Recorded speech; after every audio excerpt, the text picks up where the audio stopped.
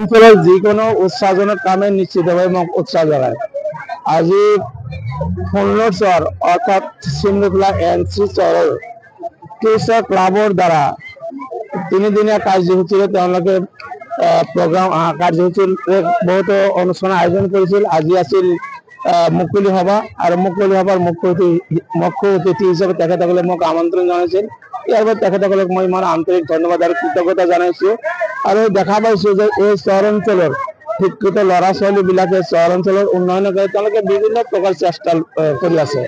এই চেষ্টাটো শলাগিবলগীয়া আৰু এনেকুৱা চেষ্টাৰ প্ৰয়োজন আছে।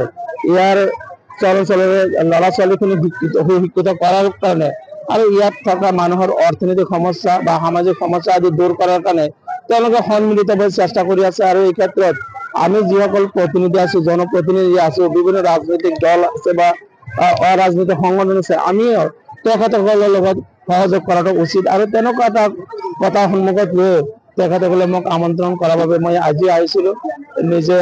আৰু এই খুলনা চহৰৰ পৰা মোৰ জন্মস্থানো বেছি দূৰৰ নহয়, ইয়াতে বহুত মোৰ পৰিচিত মানুহ আছে। দেখা পাইছোঁ যে এইখন চহৰৰ পৰাই 70 দশকত ডক্টৰ চাবান আলী তেখেতৰ এই চহৰতে জন্ম হৈছিল।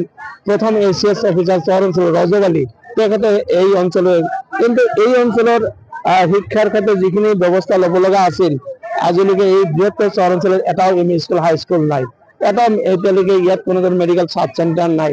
ইলেক্ট্ৰিচিটিৰ সাপ্লাইৰ ক্ষেত্ৰত দেখা গৈছে যে ক'ৰবাত দিছে, ক'ৰবাত দিয়া নাই। গতিকে এনেকুৱা সমস্যাৰ উপৰিও যাতায়াতৰ ক্ষেত্ৰতো যথেষ্ট অসুবিধা আছে। কিন্তু এই কথাবিলাক আজি ইয়াত আহি গম পালোঁ। ৰাইজৰ উৎসাহে মোক বাধ্য কৰাইছে যে এইখিনি সমস্যা মই জিলা প্ৰশাসনৰ লগত আলোচনা কৰি কেনেকৈ সমাধান কৰিব পাৰি নিশ্চিতভাৱে আগন্তুক দিনত এই কথাখিনি চিন্তা কৰা হ'ব। এইটো সম্পূৰ্ণ ৰাজনৈতিক, গতিকে এই ৰাজনৈতিক সিদ্ধান্তৰ ওপৰত ৰাজনৈতিকভাৱে মোকাবিলা কৰিব লাগিব। সম্পূৰ্ণ অসাংবিধানিক এটা সিদ্ধান্ত। গতিকে এই অসাংবিধানিক সিদ্ধান্ত মই নাভাবোঁ যে তেওঁলোকে এইটো কাৰ্যকৰী কৰিব পাৰিব।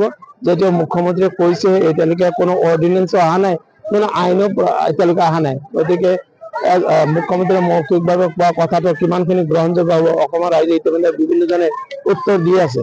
আৰু গতিকে ৰাজনৈতিক কথা ৰাজনৈতিকভাৱে কংগ্ৰেছ দলে আমি ইয়াৰ মোকাবিলা কৰিম।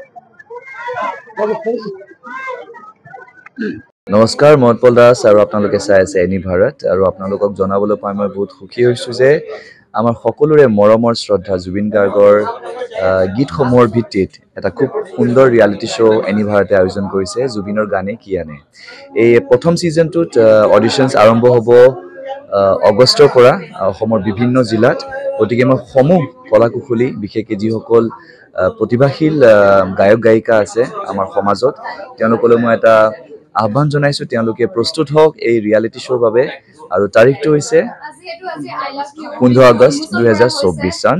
এনি ভাৰতৰ অডিশ্যন জুবিনৰ গানে কি আনে।